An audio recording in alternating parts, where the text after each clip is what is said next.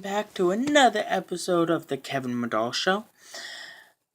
I am, for those who don't know, I am a mutant lover, aka I love things that surrounds mutants, inhumans, metas.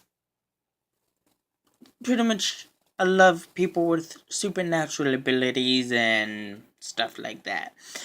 That's no different like today because as I continue watching Lost Girl and reviewing Lost Girl,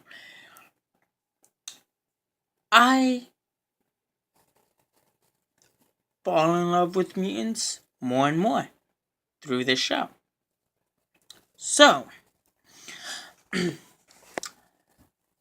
anyways, let me get started and into this review. So, anyways, it starts off pretty much where season 2 left off on, which they defeated the big bad Garuda in the show. Bo's eyes turns completely blue.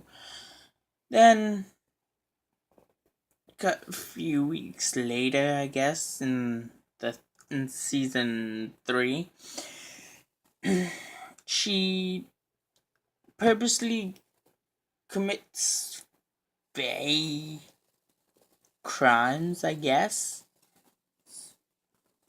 to get herself into an Amazon prison of sorts.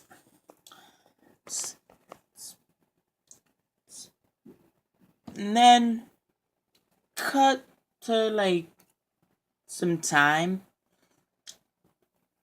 They go on more missions. They go on separate missions. The dynamic of Bo's love life shifts into a complicated love triangle. She dates a human scientist. She finds out that the wolf Dyson has his love back.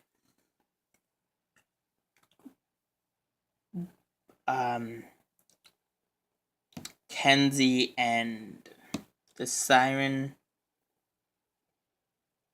starts to fall in love, because that's the thing,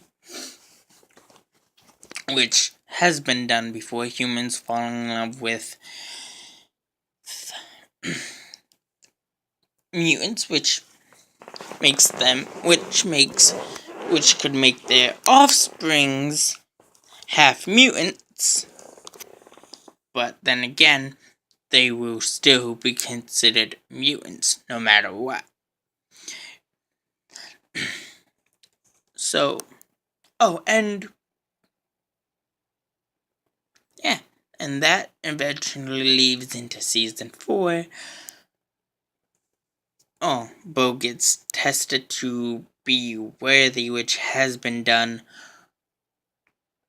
not too much, but it's done quite a bit, with when you're dealing with mutants and mutant stuff. So, yeah, when you're dealing with mutants, you have to find a good element of how do we use certain tests to prove one mutant's worthiness, which has been done quite a bit lately in movies and stuff like that. Logan, this is just a prime example of tests or testing, quote unquote. So throughout the X-Men series, or movie series, we see Wolverine, my favorite Marvel mutant X-Men character, go through certain tests to ensure his leadership. We first see him in X-Men being a pro caged wrestler, and he saves Rogue, which I like, by the way. Then in season 2, we find him. Not in season 2. In X2 United, we see him trying to come to grasp with him trying to remember, which he finally does.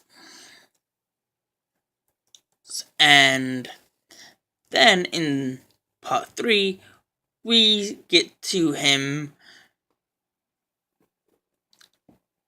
going into we see him cope with the fact that Jean Grey is gone, and that the Jean Grey they remember is no longer stainable. And yet, they try to bring the Jean Grey everybody knows and loves back. And in doing that, he has to kill her. So, he kills her just as the Dark Phoenix is about to show itself, which pretty much involves rewriting the whole, or should I say, restarting the timeline all over again, which involves X-Men Origins Wolverine's story being told as if he was living it for the first time. And then we see certain flashbacks to like his days in like several wars. Then we see him again in X-Men First Class, which he's just making a brief cameo as Wolverine, drinking and whatnot, just being freaking Hugh Jackman, just drinking and whatnot. Then we see him again in then we see him again in the Wolverine, which deals with him falling in love again and saying goodbye to a man who he saved back in World War II, and so on and so forth until we get to Logan. We see his story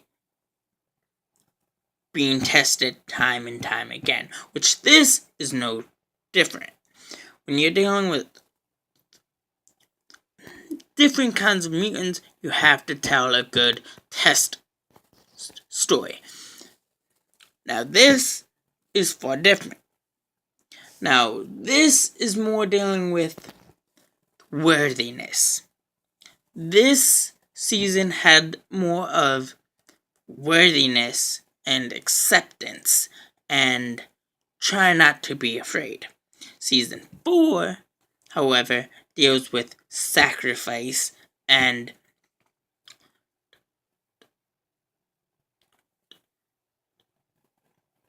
wanting to be like the other person. which I think was the general concept. But the moral of season 4 was sacrifice, self-sacrifice in righteousness, I guess.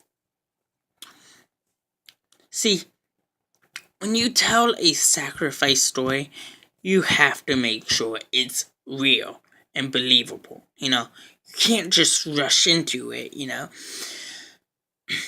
And this takes its time.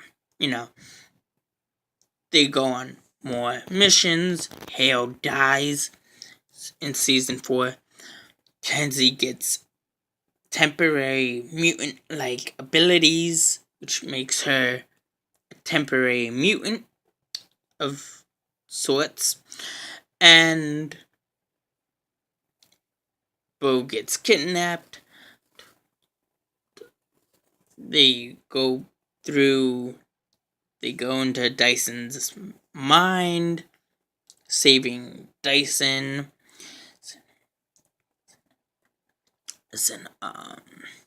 They save other supernatural mutants, and so on and so forth. And pretty much that's pretty much what it is. Oh, and we find out who the Wanderer is, which was pretty well done, by the way. And that's pretty much all I have for you guys today.